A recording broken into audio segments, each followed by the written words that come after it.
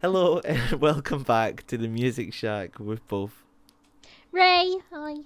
and Jack. Hello, we're back for another episode. Can't get rid of us. Yeah, can't get rid of us. And this week, we're going to be talking about some more juicy, controversial stuff, so we hope you guys enjoy it. This week, we're going to be talking about the song of the summer. So, I think that this conversation and why we wanted to talk about this kind of sprung out of the fact that we kind of touched on this 2 episodes ago when we were talking about our favorite songs in 2025. But the fact that, like, at this time last year, it felt like we already had a song of the summer brewing with, like, Chapel and Sabrina. And this year, it just feels like there's no song of the summer. Feels like people are repeating the same things as last year, like, yeah, like Chapel, Sabrina, Brat Summer, like that kind of stuff. And it's like, where is our song of the summer? I think, Jack, if you were to pick any song that has come out so far this year to be the song of the summer, from your perspective, what would it be? Oh god. I maybe. Okay. I mean, there's been a couple, but like, does it matter when it's come? Like, does it matter when? Like, No, if it was released, like, when does the song of summer actually start? Like what qualifies as a song of the summer? Can it be released at the start of the year and then pop back up again? Yeah, so like for example, Chapel, like last year, like Hot to Go, I would consider to be a song of the summer, but like Hot to Go came out in September of 2023, right? It's not like it was new in the summer, whereas Espresso was like new and then popped off right when it came out. So I think it can come out at any time. It just needs to have its moment as like mainstream. Everybody knows this song in the summer. If you know what I mean. Okay, well, I think the song this summer is "You'll Be Married Free." No, I'm joking. I'll leave Brendan Abernathy alone. I don't know. I feel like they're not as big, but like I'd say like Wolf Alice, like with Bloom Baby Bloom, is like a sick song. And I feel like it's had a good perception so far. Like in the return, I don't necessarily think like everybody would vibe with it, but and it doesn't. Again, it's like I guess radio play comes into it. Like my one would be Bloom Baby Bloom. I think that's the one that gives quite a hype summer vibe. I don't know, and yeah, I'd say that it's not maybe doesn't qualify like listeners wise, but I think it's a really quality track. What about you? Yeah. I think like taking a slightly different perspective to you, like for me what has the actual potential to be the song of the summer this year of like songs that are already out that like are kind of gaining popularity. I think like Role Models, like Sally, That's that a song.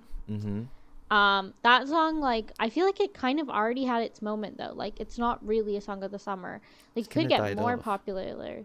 Yeah, and it's kind of died off now. Like, I feel like it had its moment maybe earlier in the year. And then a song that I've been seeing going viral recently is that, CMAT song. What's it called? Man, I should have written this down. Let me look it up. CMAT? Why do I feel like CMAT. CMAT. Oh, is it the? Yeah. Oh, what's it called? The Is it the? Oh my God, what's it called? Take a Sexy Picture of Me. Yeah. That song. Yeah. See, I have to look it up. I'm sorry. I'm actually like I don't know anything about their music, or I just seen it on Instagram, and the fact that like it's kind of starting to go viral around this time makes me think that like it could be a song of the summer, but maybe it's also just like it's obviously a British artist, so maybe it's like concentrated in the UK, so I don't really know. What about Lord? Okay, that's actually a good shout. Lord. So I don't think like Man of the Year, we haven't talked about Man of the Year at all in the podcast, but it's not like Song of the Summer vibe, is it? It's like a slower song. Yeah.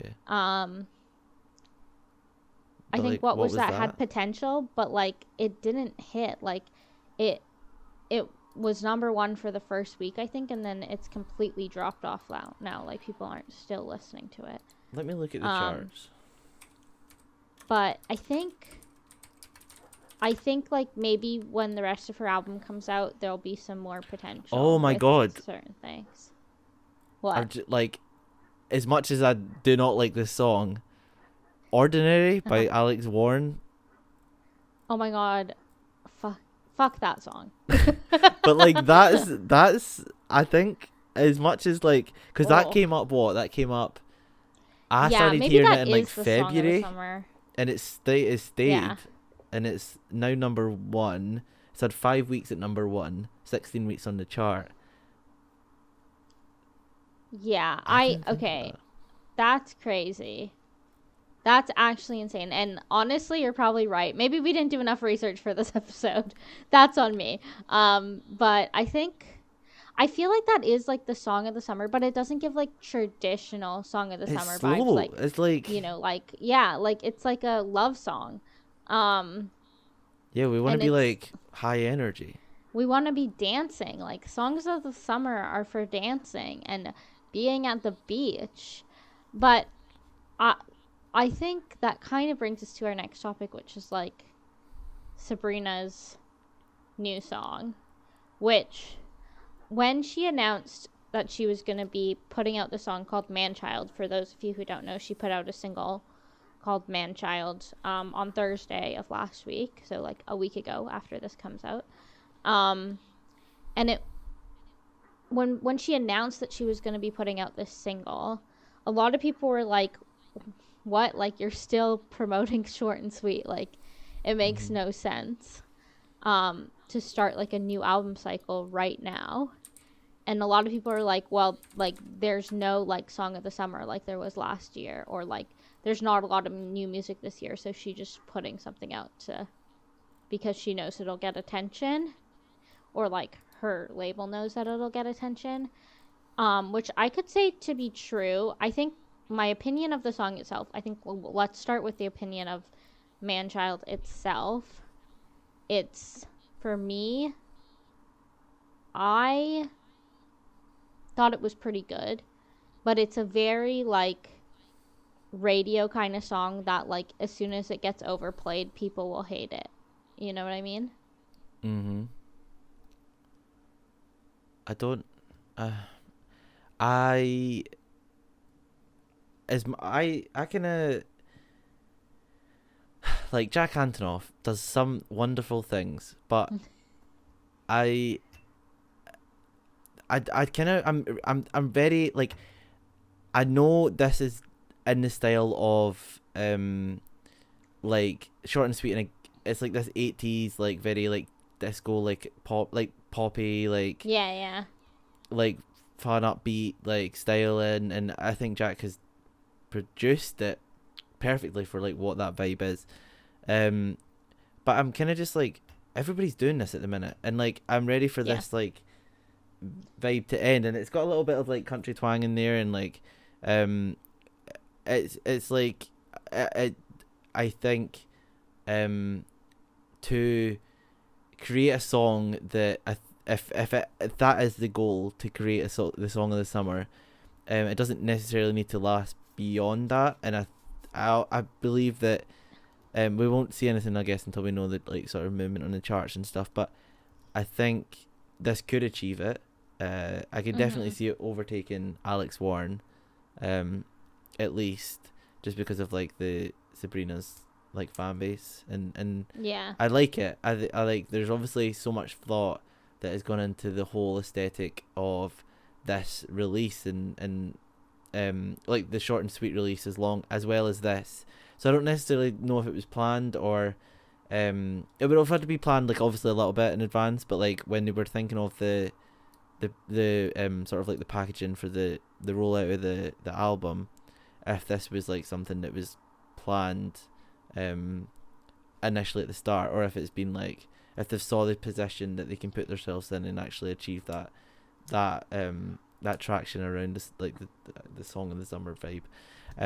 yeah, I like the styling of it, the visuals for it, like the video is fun. I think Yeah. it's very Sabrina, right? It's like very tongue in cheek, and yeah, I think she's achieved like obviously the vibe of the short and sweet album and like furthered it. I don't necessarily think a lot of what a lot of people maybe think. I don't think this is leading into No. another I album. think it's just a Th- standalone single. I think yeah, because so. it matches. Well, it matches the vibes of short and sweet. Like obviously there's a little bit of Hmm. difference, but it's still going along with that aesthetic. So I think it's just a standalone single, and because I was a little bit worried when I seen it, because I was like, okay, I know your album's called Short and Sweet, but like give it a little bit longer than that. Yeah. But um, yeah, I think it's a I single, think, but there has to be a conversation on like albums and things like that. yeah. I think it's a single as well. And I think my guess, and this is a complete guess of what happened, is like obviously she like broke up with Barry, so she probably was like inspired and like writing a little bit, and like maybe this is like one of the things that she came up with during that Mhm. time, and she produced it, and like she was just having fun with it, and the label was like, let's release this now, like there's no new music this year, so let's just release it as a single.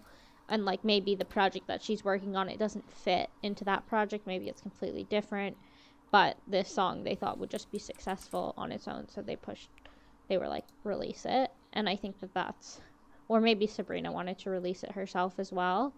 um and I think that's probably what happened. Like it could be the kind of thing where she's working on another album that this song doesn't fit the vibe of, but she still wanted to put it out there, Mhm. which would make more sense to me. But I think it's exactly what you're saying. It doesn't feel new. And I think when we think of songs of the summer, like the reason Espresso was the song of the summer last year was because it was reinventative, kind of. Like, okay, it wasn't like, obviously, it wasn't like a completely new genre or something, but it was like different from what was in the mainstream at the moment at that time last year. Like people were listening to like Taylor, for example. um they were listening to like the Tortured Poets Department, and like to hear Espresso as like be up and coming, it's like a completely different vibe shift, so people are like, oh, this is new, this is exciting. And I feel like maybe what you were saying about Alex Warren's Ordinary is kind of the version of that this year, because last year we got like Brat and Sabrina and stuff, and it was like all about like girly pops and uh dance music and whatever. And this is Mhm. like Alex Warren and like the Benson Boone and the screaming boy music is like almost the complete opposite of that to me. So it's just like, I think the more we talk about it, I think that it's just like a search to be something different than what is currently in the mainstream. And that's probably why like Manchild fell flat a little bit with most people, because it wasn't something reinventative or like what they were expecting, which is what Espresso was last year, even though this song is quite similar in vibe to Espresso. So, it shouldn't be that surprising to people. Well, like she wrote on Instagram. I've got the post up. It just says I wrote Manchild on a random Tuesday with Amy and Jack not too long after finishing Short and Sweet, and it ended up being the best random Tuesday of my life. Not only was it so fun to write, but this song became to me something I can look back on that will score the mental montage to the very confusing and fun I cannot read. Fun young adult years of life. It sounds like the song embodiment of a loving eye roll, and it feels like a never-ending road trip in the summer. Hence why I wanted to give it to you now, so you can stick your head out the car window and scream it all summer long. Okay, so yeah, so Oh god. she's pretty much been like, "Yep, song of the summer," This is and the song of the song, guys. and one of the first comments is literally like "summer saved." So I think that's the vibe, right? And it's very Yeah. But like if it was something she wrote just after Short and Sweet that she mhm. thought like wanted to be included as part of the era, she would have put it on the deluxe album. So like, why now is the thing. Like, you know, or she could have just like done a music video for one of the deluxe songs. So like this was clearly like something intentional, not to I be didn't like think about so that. speculative, but like it had to be some like, not to say that what she said in the post is lying, but I do know like those things can be lies. Um and I just have a feeling that she wrote it later than just after she finished Short and Sweet. Um, but or like the That's timing of its release was more calculated. But again, like we don't really have that detail, so I don't know how much value there is to speculate. Nah, I think there's like definitely value in that, like, because again, like these things are meticulously planned. Like releases are scheduled up to like 6 months in advance, like, and then there's a rollout that needs to be followed, and I think there's definitely. Well, I guess the bigger question is like, does it fit on a deluxe album? Like, I'm gonna be hold my hands up and say I've listened to the deluxe. In fact, I've maybe listened to Short and Sweet, maybe the whole like normal and deluxe, maybe like twice. Yeah. Um, so I can't tell you off the top of my head if So it fits on the deluxe. I would say yes, it would fit on the deluxe. The deluxe album, like the two big songs on the deluxe album are 15 Minutes and Busy Woman. Mm-hmm. And they're both kind of like country vibes. Which Okay. I would say this is Oh also. yeah, because that was the Dolly Parton. She had the Yeah, Dolly Parton. Okay. she also had Dolly Parton. Yeah, so like that's what I would give the deluxe album. But again, I haven't listened to like all the deluxe songs very much either. So, but that's the vibe I get from it. So I think it would have fit. Like if it might have been like hidden, like it would have got overshined maybe by like Busy Woman or something. So if maybe Sabrina like wanted it to have its own moment, which is fair. Like I think that's fair, but then maybe just say that in your Instagram post. Like Wanted it to have its moment. Here's the song of the summer, guys. shut up. um, I don't know. Like, I guess when you look more into the industry and you dive deeper into the way that these things work, because we said this last week about something that I'm not gonna say in here because it just like, is it? Yeah, we're just not gonna. But it's, I guess when you look at things through a different light, it does kind of ruin the magic of the music and like things sometimes. Yeah. But I think it's a good perspective to have because, yeah, well, that's like, it doesn't need to necessarily like ruin it to the point where you're like, oh, I hate this, because I think it makes it more fun to like speculate on certain things. But there is obviously, I think stuff that it shouldn't be speculated on, and that depends obviously on artists, like boundaries and things like that. Yeah. But I think just the industry is interesting, while it can be different for every artist. But this, I think Sabrina's quite open with stuff, so I don't know. Yeah, I think it comes down to like the era that we're in. Like we're in an era of like authenticity, or like fake authenticity, pretty much. Like I feel like when TikTok, like back in 2020, when TikTok became a thing that artists could be like go viral on, people were like spam posting their clips and stuff and being like, oh my god, I just wrote this song, guys, yesterday, like listen to it. And they obviously didn't just write that song yesterday. Like it was so obvious, everybody knew that. And they were just promoting their new song. And I feel like that moment in time kind of like jaded me a little bit, that it was just so obviously fake that I stopped believing in anything, which is funny. But I think that like even the wider discussion with like industry plants in general, that I've seen a lot of TikToks of people talking about it, like, oh my god, everyone's an industry plant nowadays. Yeah. Or like speculating what everybody says on their Instagrams or or things of like, is this even real, guys? Like, it is a direct consequence of that moment in time that I just spoke about, where like people were pretending a lot because they knew that it would get likes. And now people are like, well, I just want to find people who are actually legitimate about the things that they say. And I don't envy like whatever like social media team has to work on these campaigns and like make them be successful, but also make them seem authentic, because that seems like a difficult task. Yeah, because there is that whole thing of, do you like construct it, or do you just let the artist be authentic? But because of the way that rollouts and things work, I think you automatically lose a lot of that authenticity, because like even from down to like the songs that end up on like track lists, like you don't get necessarily always the choice of like the way things would like to be, like the way you'd like the order to be, or like what tracks even end up on it.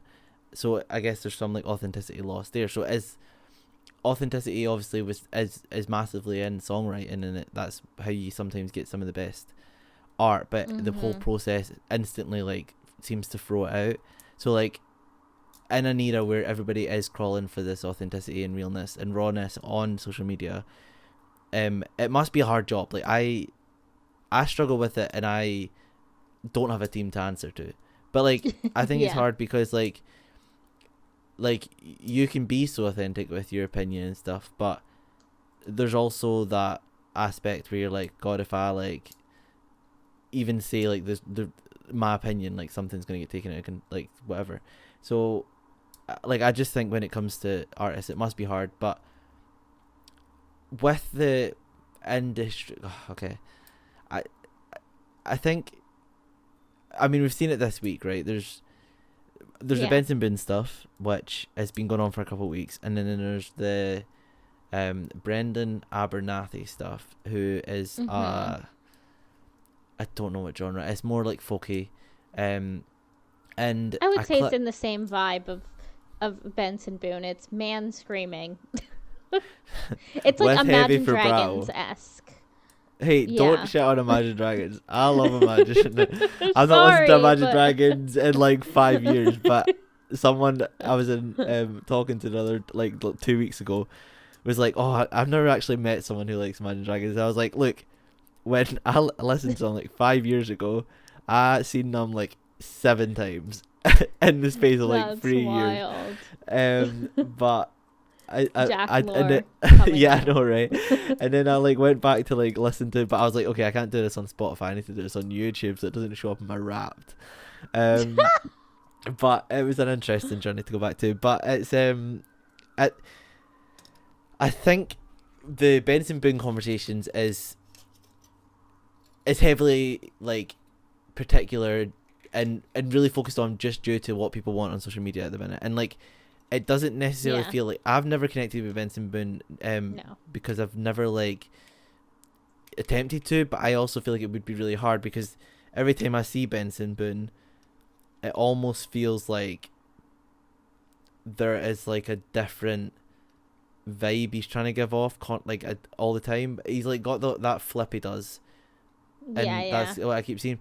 I'm sure he's lovely, I think, and he's talented, and I wonder if it's like a team behind him being like, first follow this like Harry Styles-esque trajectory and this will work, or if it's just him not ready to be like that vulnerable. But he's still young in the industry. Yeah, it's weird because like you talk about that, but like you say like Harry Styles-esque, and I would say like people like Role Model and maybe even like Conan Gray for an example, like they have Role Model especially like have captured the audience of like, I would say that young girls, if you get the attention of young girls, you'll be famous. No offense to like anyone else, but it's true because they're really hardcore fans, and I used to be in that demographic, so I can say that. But like Role Model definitely has done that, and honestly the way that I see like 15-16-year-old girls talk about Role Model now Yeah. kind of reminds me, not to the level that it was, but it kind of reminds me about how, like, when I was like, whatever, 12, 13, how people would talk about like Justin Bieber, kind of. Mm-hmm. Um, but people don't do that with Benson Boone, which is what I think his team was going for. Like, he doesn't give off that vibe of like, oh my god, Yeah. And so that's what makes people are like, oh my god, he's an industry plant. But I actually don't think, if he is an industry plant, he's actually not been very successful. I just think he's fake. Yeah. I mean, that's like, but is that because I just think the way that they style him, and like, Yeah. I think they want him to be this like heartthrob that like is really captured in our youth with like the One Directions and like JLS and whatever. Like, I think they want that for him, and this is why I say Harry Styles, because it's just like the styling, the sort of like Yeah. but like Harry Styles doing that is authentic to Harry Styles, whereas like it does, like, I don't know, like, does Benson write his own stuff? Like, is this? I have no idea. I'm gonna look And at the I credits. also like, I don't know if he writes his own stuff, but I also think that I think that it's interesting to a sense, because like, if he's being styled and all of these things, like, will we see a change in direction now that people have kind of called him out on this? Because if you do see him like stop being like super well styled, all of a sudden you know right away that it was the case, because they stopped doing it because they got hate for it and they thought it would like affect his career, for example. So I think it'll just be interesting to see what happens with it. But he is not, like, I think the fact that his team haven't been able to like make him as successful to when he had a lot going for him, and he had a lot of like momentum, and now like it's almost all stalled at the moment. It's kind of crazy to me. But I just think he just seems like he would be super chill about everything. So like, see if he would just be that person, like. And it's hard, like, I don't know, like, maybe there's a reason why he's like super not into being that like showing himself. But I think if you write the way you like, he co-writes most of them, but he gets some songs written obviously for him. But like, I think co-write is a stretch. I think, like, you can just be in the room and then be listed as a co-writer. Yeah, that is completely fair. But I think if you're not necessarily writing, but like if you're aiming your songs in the style of like an intimate sort of like pop vibe to so your pop vibe, intimate and pop really go together because it allows the audience to connect with the artist like a lot.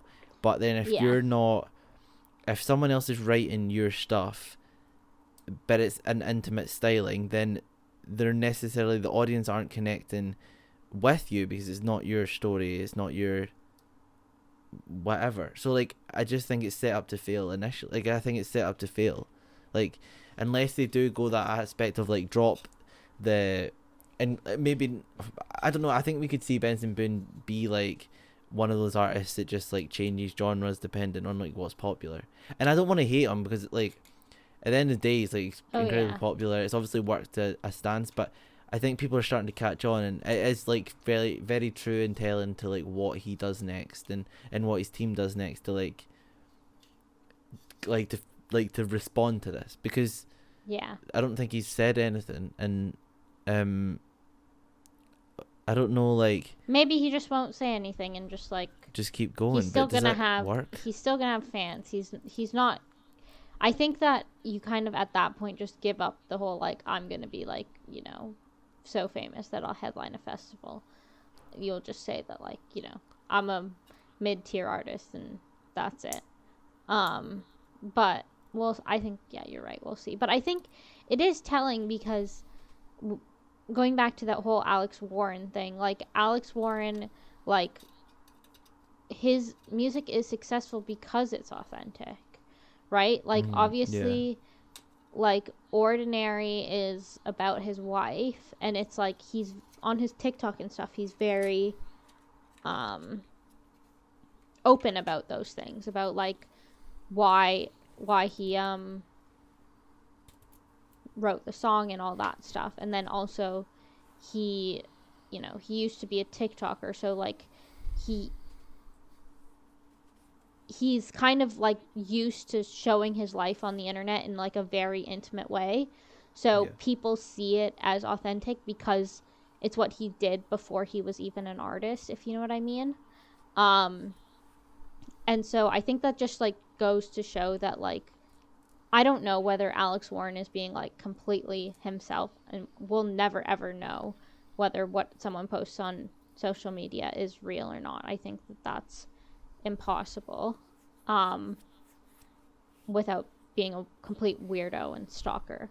Um, but at least he comes across that way more, and people haven't found out about that, which is why he's actually gotten the success that Benson Boone probably wishes he has. And I would say that they're in the same genre of music, and that is this year's like success factor genre, if you know what I mean.